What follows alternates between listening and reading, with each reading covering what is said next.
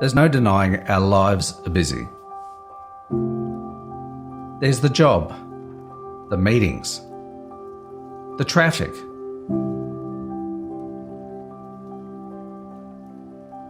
Our family and friends.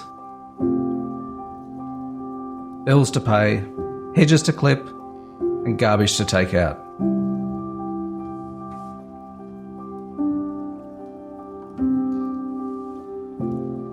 The stress is real and sometimes a bit overwhelming. We soothe ourselves with distractions like TV, online shopping, social media, and yes, YouTube. It's a strange phenomenon, sitting in our homes staring at screens. And on the human timeline, it's a very recent phenomenon too. Telefunken released the first commercially made TV back in 1934. IBM launched the personal computer in 1981. And Apple's first Mac hit the shelves in 1984. Then the internet went live in around 1993, and Steve Jobs changed the world with the iPhone in 2007. Thanks to all of this, most people in Western cultures now spend between 23 and 24 hours a day inside, and modern desk-bound employees spend as little as 15 minutes a day outdoors, about half the time it takes to calibrate the human circadian clock. I don't care if they lay me off either, because I told Bill that if they move my desk one more time, then I'm quitting. I'm going to quit. And I told Dom too, because they've moved my desk 4 times already this year, and I used to be over by the window and I could see the squirrels, and they were married.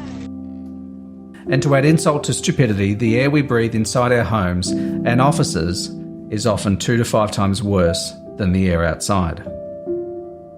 Daylight, fresh air and contact with nature are each critical to our physical and mental health, because for 400,000 years that's where we spent most of our time. And our DNA hasn't forgotten that.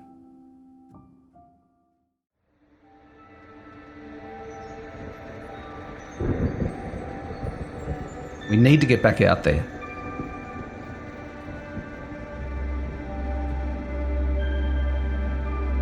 And landscape photography is the perfect excuse.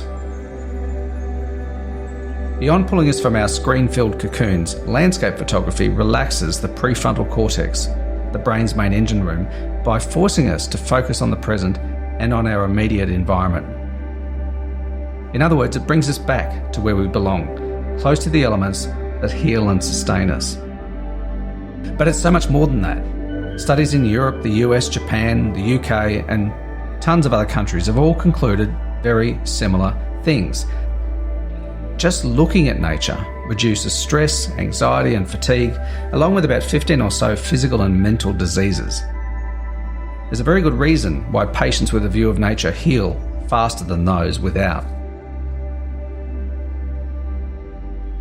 Paracelsus, the 16th century German-Swiss physician, wrote that the art of healing comes from nature, not from the physician. The thing is, when we stroll through nature, instead of rushing past it in our cars, we see more, and we see differently. We feel more too. The sunlight, the temperature on our skin, the scents carried on a breeze, and the physical elements around us. And whether we're hiking to a location or just ambling about, it gets us moving too. I've heard a lot of definitions of success over the years, but the simplest is this: success is progress. Through our camera, we can build a body of work that accumulates. And our skills and artistic abilities also accumulate, and they compound.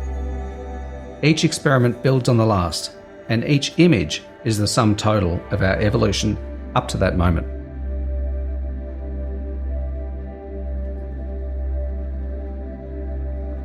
It stimulates the left and right brain too, something that's missing in so many jobs and pastimes these days.